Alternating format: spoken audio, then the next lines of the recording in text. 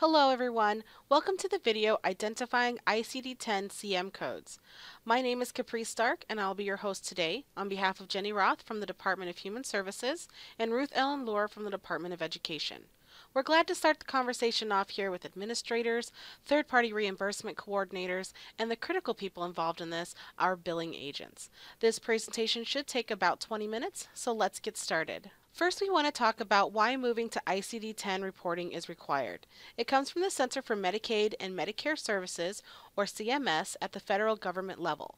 The statement from the regulations is that healthcare providers, health plans, and clearinghouses must use ICD-10-CM codes for services on and after October 1, 2015.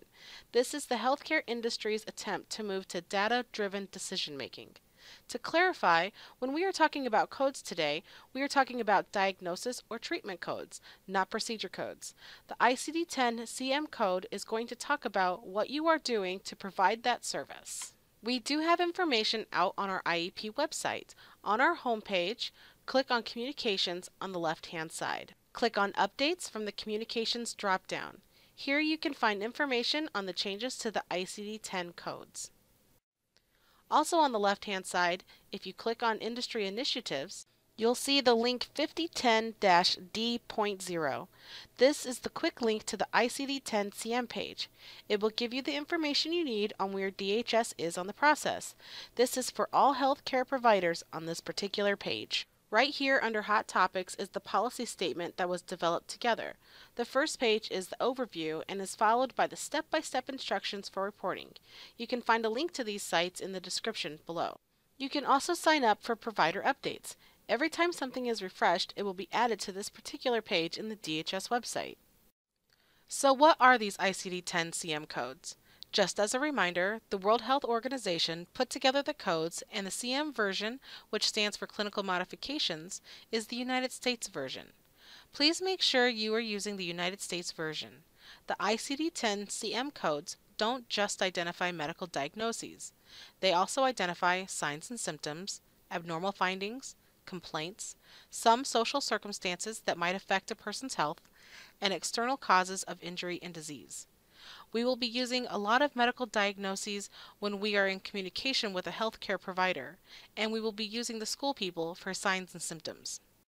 So what does this mean for schools? Each of the 9 billable services will need to have an ICD-10-CM code attached to them. The first 5 services listed here are the IEP professionals: mental health, nursing, occupational therapy, physical therapy, and speech-language pathology and audiology. We ask that professionals be the people who identify the ICD-10-CM code, which will be for the PCA, transportation, assistive technology, and interpreter services.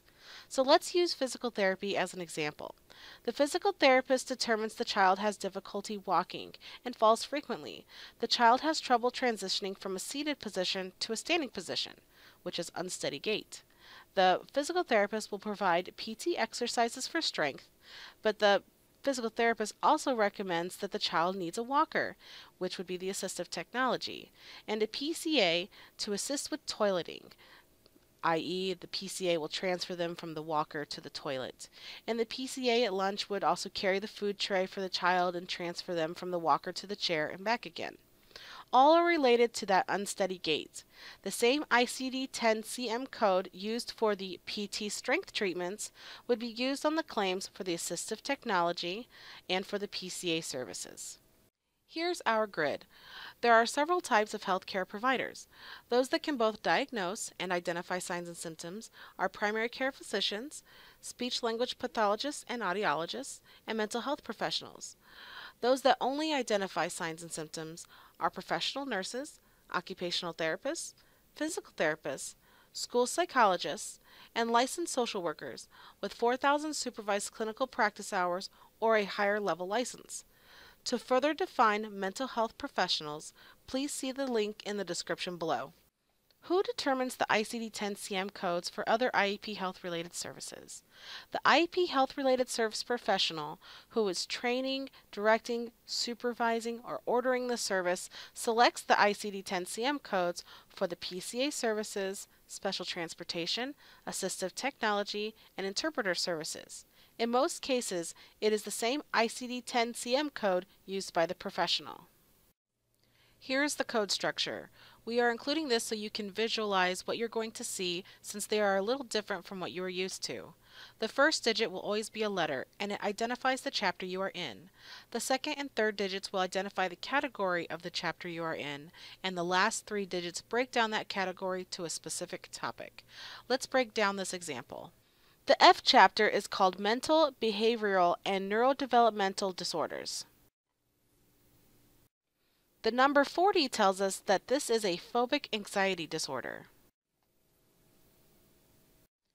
The 242 further defines the phobia as fear of bridges.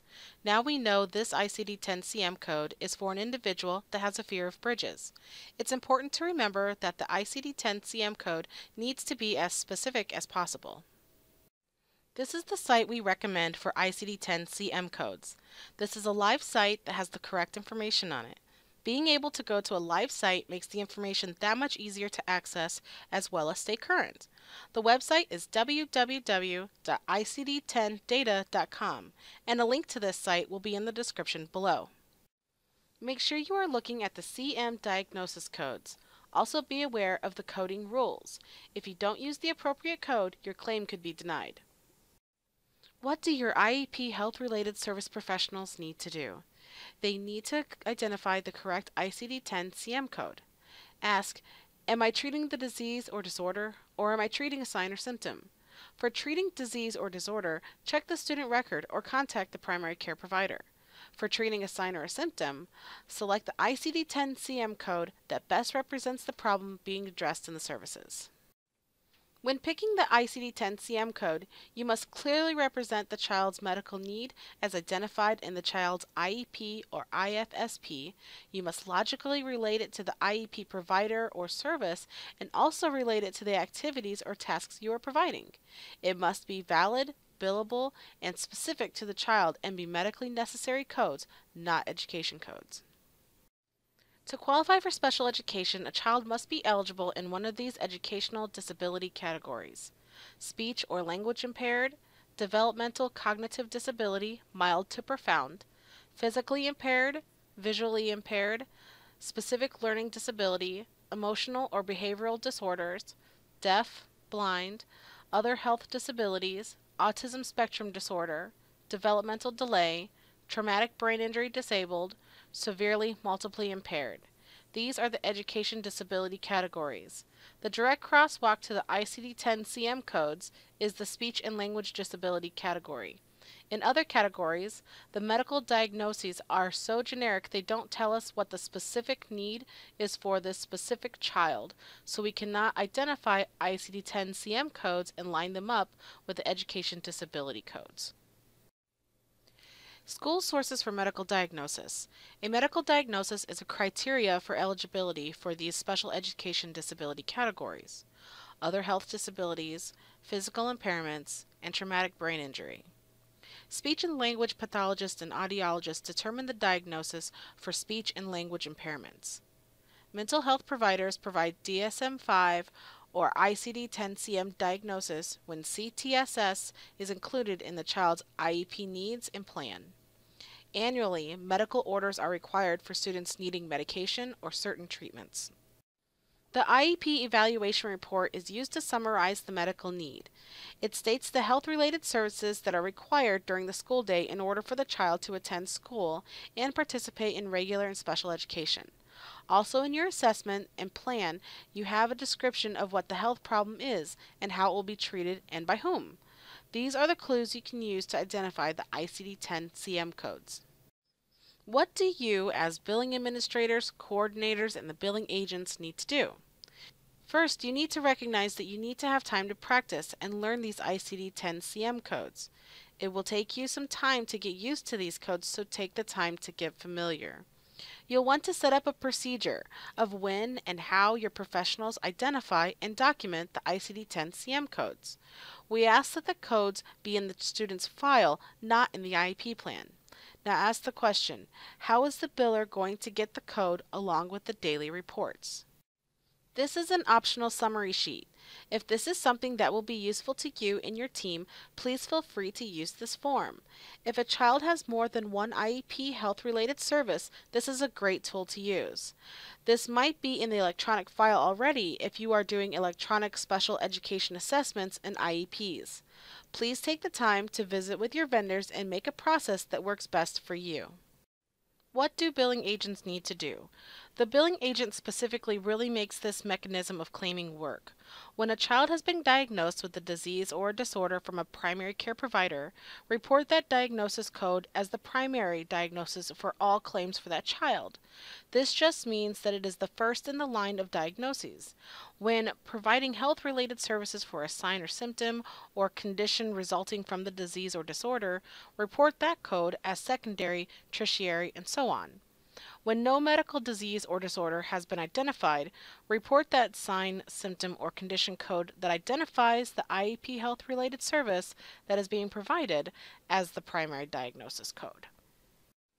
An example would be autism. Autism is the disorder that is causing the sign or symptom. So you'd put down autism first, then the symptom as second, and so on. You need to make sure that you are following the thought pattern. If you put a tertiary symptom down as a primary, the system will reject it. Watch for ICD-10-CM code notations.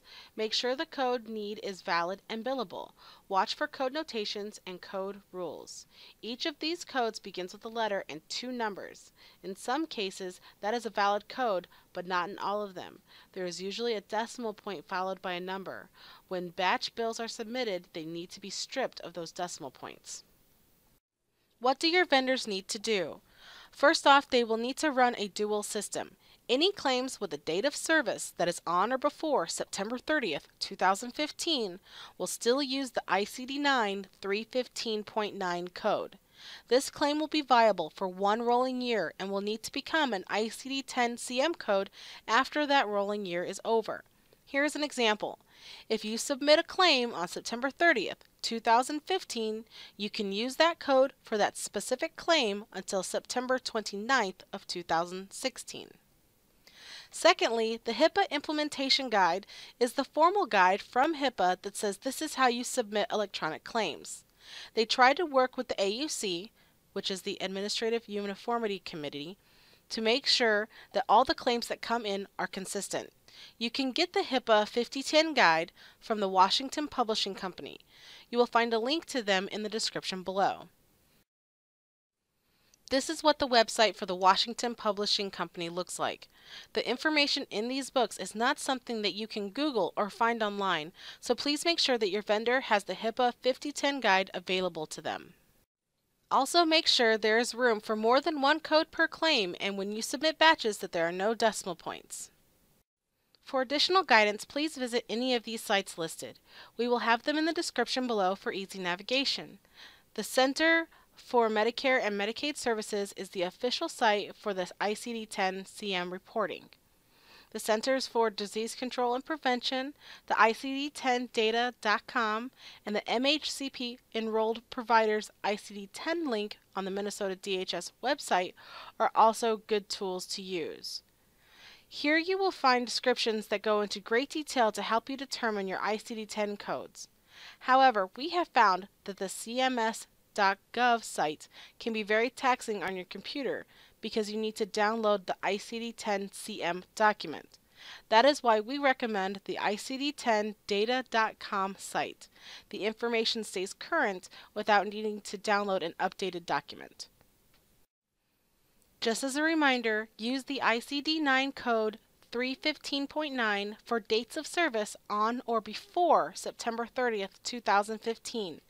Then use ICD-10-CM codes for dates of service on or after October 1st, 2015.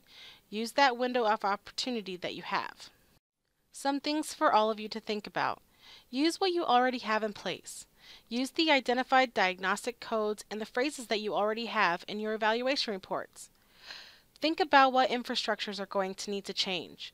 Get the workflow down so that you know where in the IEP the ICD-10-CM code is located so that it can get to your biller, who is the critical person to have when you make claims. Figure out who your early adopters are. These are the people that say it just needs to get done, so let's just do it. And lastly, start off with the easy codes. We know that change is hard. Your staff will need time and energy to learn the new process to adapt to the change. Make sure you make time. If you are looking for more resources, you can always check out the IEP webinars on the IEP home site. There will be a link to this page in the description below. Also, we are looking to use the MDE SharePoint site as a discussion board, a place to hop on and see questions, answers, and discussions as a public resource. Thank you so much for your time today. Here is the contact information for Jenny Roth and Ruth Ellen Lohr if you need to reach out to them.